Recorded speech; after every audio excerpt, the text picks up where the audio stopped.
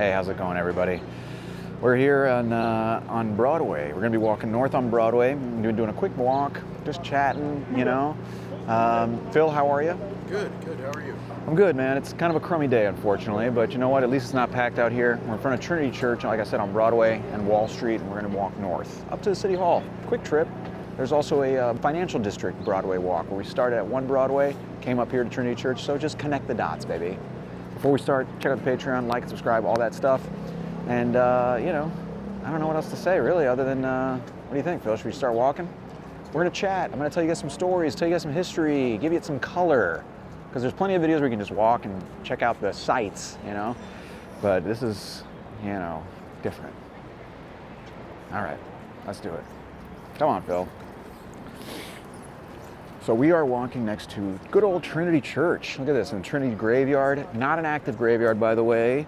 Trinity Church, I covered this in the last video. By the way, you can get more history on the other videos that I've done in these neighborhoods. I've done so many. So watch those if you want deeper stuff. This is more of a walk. You get a sense of the neighborhood, of the area. Check it out in front of me. You can see we're walking up Broadway. Here we can pull off to the side here a little bit and check out the graveyard here. There's a church.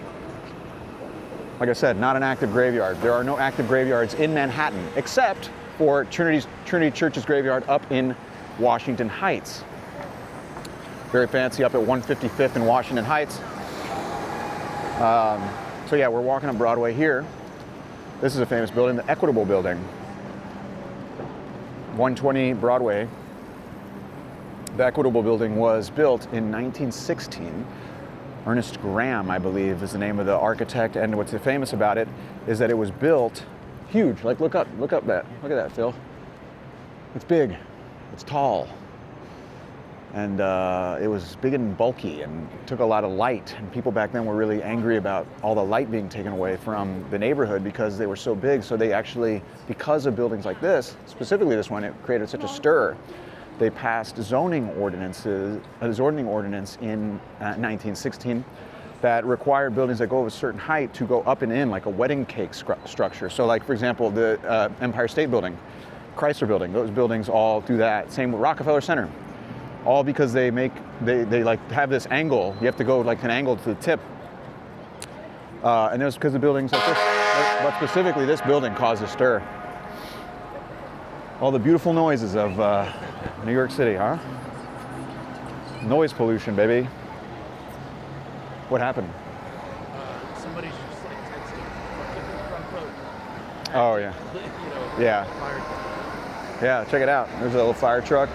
Here to the left, speaking of, you have all this is Zuccotti Park.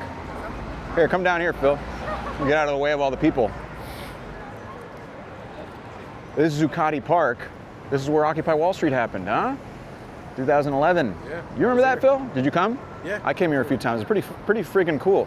It was a response to the corporate, you know, corruption of the government, the response to the financial crisis, you know. And it's funny because people always say that it did nothing, but I think it changed the conversation, man. The idea of 99%, the 1%. People still use those things. Yeah. They wouldn't have done it before Occupy Wall Street. That was you were considered a communist if you talked that way. Check it out to the left there, you have the beginning of World Trade Center too. We're not going down there because we're walking up Broadway. Okay, relax. Once again, I have videos on all these things. You can watch those. This is just to get a sense of the neighborhood. Check it out over there, down the street. That's the Fed, baby. You see that big old building there with the bricks? That's the Fed. You know, the biggest concentration of gold in the United States. Over $330 billion worth of gold bullion. The bricks, that's a fancy word of saying bricks of gold. Was successfully robbed for $81 million in 2016. I did a video on that. The Federal Reserve heist, they called it the Bangladesh bank heist because it was the hackers posed as the Bank of Bangladesh and were able to wire themselves $81 million from the Fed. Here you got this guy, the little statue guy. He's got his calculator and pencils. All the things a banker needs: a calculator, pencils, recorder, cocaine. Yeah, right. All right, keeping it moving. Once again, let's cross over here to the other side of Broadway. We're walking up to, like I said, we're walking up to City Hall. We take a look down Broadway. That's south. Now we're walking north. You can see once I've talked about this in other videos, but you can see on the ground the tiles of people who had ticker tape parades thrown for them. The ticker tape parade tradition started in 1886 when they, you see that there? When they dedicated the Statue of Liberty. People got so excited when Grover Cleveland came back to Manhattan after going to the Liberty Island that they started throwing ticker tape out of the windows in the financial district, and it became a tradition. They used to throw them all the time. Now they don't do them as often because they're a real pain in the ass to clean, go figure. In fact, when you see them now, it's actually kind of funny. People will be walking like in the parade, waving, like, you know, whatever, from the buses and stuff. And then right behind is like people sweeping it up. So like the end of the line of people parading is the cleaning people, because they're like, we just want to get this over with. There you go, like Charles de Gaulle, former president of France. They have like the New York Rangers, the New York Yankees and stuff when they win. Here, let's get the hell out. I don't want to cross the, there, check a look. You can take a look there. That's all those shiny buildings over there is the World Trade Center. And then here, we're walking, oh, there's Century 21. You guys know about Century 21? It actually started in Brooklyn, I believe in Bay Ridge. But yeah, actually some, I believe they were Syrian, a Syrian Jewish family started it, and it's great.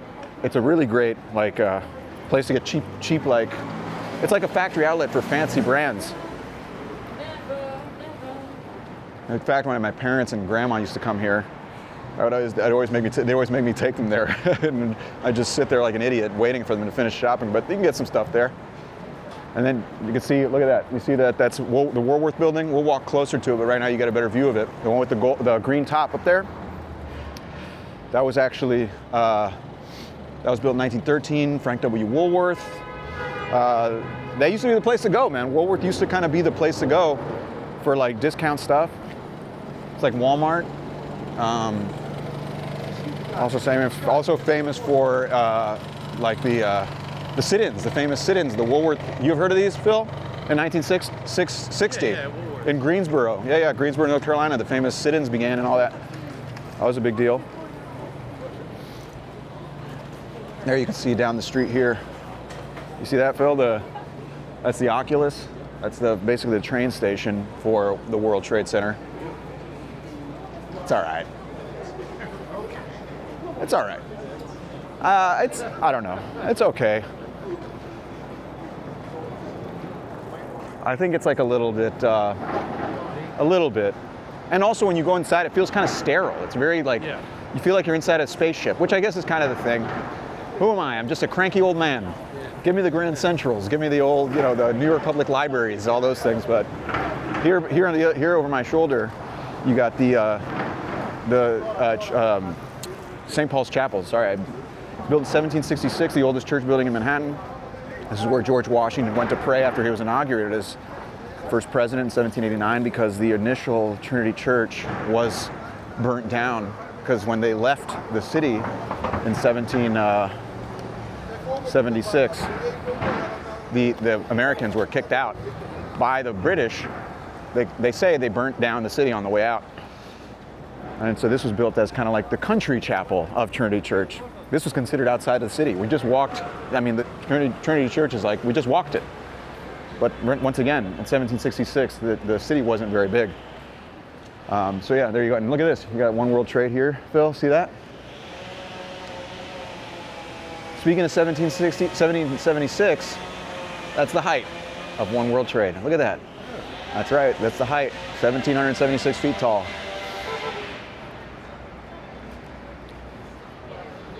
So we are walking through, once again, we're walking through Lower Manhattan. We're going to walk up to City Hall. It's not as crowded and chaotic as it normally is because, there you go, look at that, New York Yankees, 1978. You see that down there? Yeah. So, it's not as chaotic because it's kind of a crummy day. It's a little cold, a little wet. But here you go. You got a good shot here. Look at that, Phil. See that? There's the municipal building. The municipal building, built in 1907. That was built for the offices of the city. The city actually still has offices there. Like the office of like film and TV and stuff is in there. Not to plug my own stuff, but I got a little show on it, New York Life channel. They just took a bunch of my YouTube videos pretty much and just repurposed them for the TV show. And that's where I would go to sign the contracts and all that stuff. Nice. How much did they break you off for? Don't worry about it. Not a lot. I'll tell you that. Actually nothing, so. But you know what, whatever, you know. Give the New York City people something. Get some, you know, it's an exposure economy these days, Phil. I don't know if you've picked up on that. That's what we're living in these days.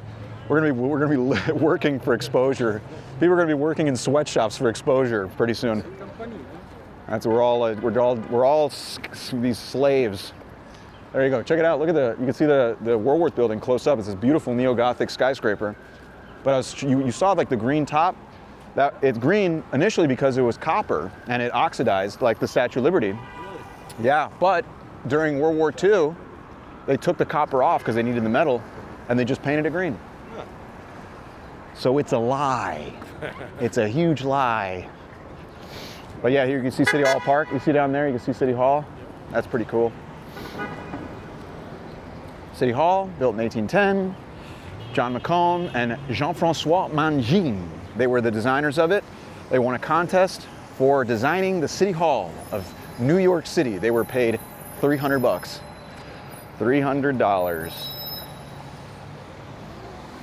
So here we go. We're walking there. Here you can see that. Check that out. This is all Park Row. This street, you can see the red building. This is where you can see this building is former New York Times headquarters before they moved to where, Phil? Where did the New York Times move to for their headquarters from here? Herald Square? Shut up. Stop it. You're messing with me. You know where they moved, right? No, where? New York Times? Where are they? Where did they move to? In I believe it was 1904, yes. I have no idea. Where? You just said Herald Square. What, Yeah. what do you think's the other square where the New York Times would move?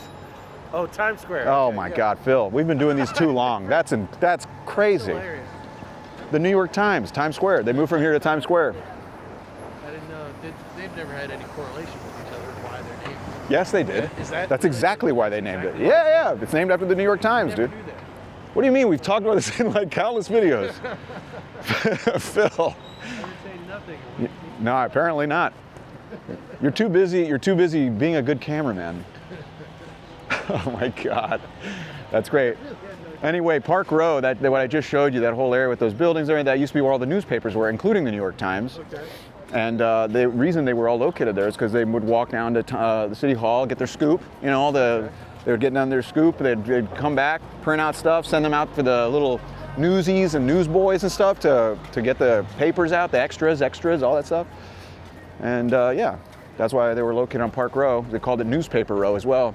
You have Pace University over there as well. They see like glass top of that building there. And then the Brooklyn Bridge is there as well. By the way, you might be thinking, well, Tom, take us over there.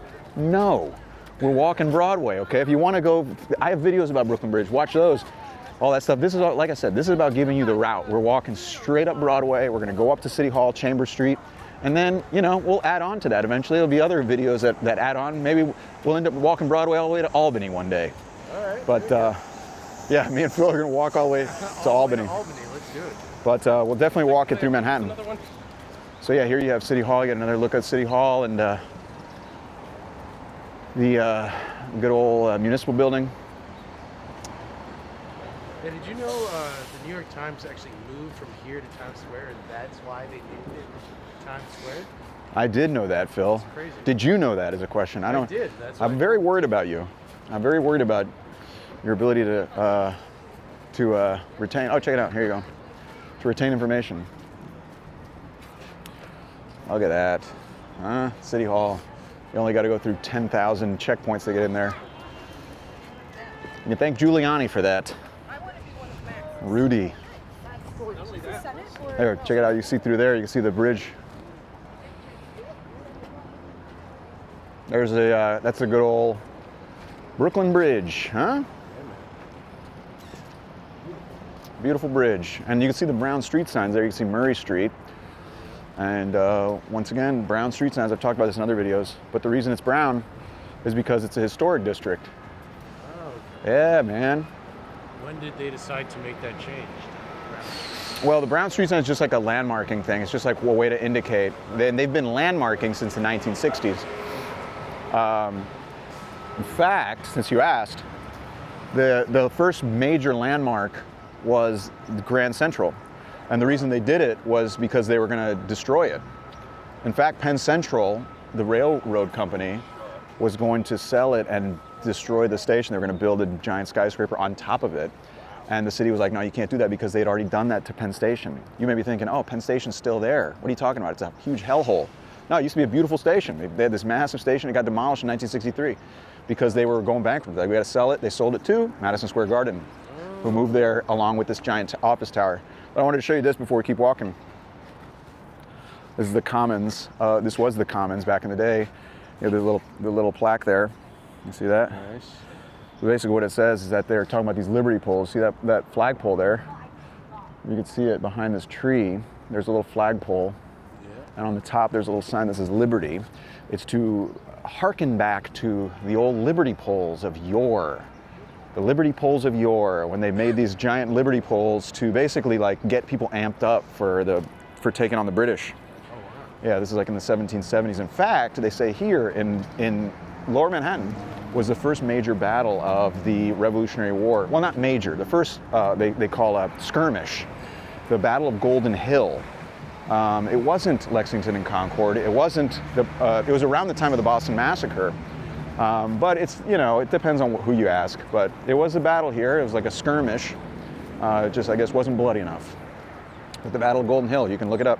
And it was over the Liberty poles. They kept tearing down Liberty poles and putting them back up and tearing them down. The British would tear them down. It was a whole thing. Yeah. And then here you have the, today it's like the Department of Education, that building. And we'll see the front of it, but this was the Tweed Courthouse. William Boss Tweed. You heard that name before, Phil? William Boss. I've heard Boss Tweed. Yeah, Boss Tweed was like the guy. He was the head of Tammany Hall, which was this big group that was kind of set up to kind of cater to the Irish who were coming in the mid-1800s. And they basically like corralled all those votes.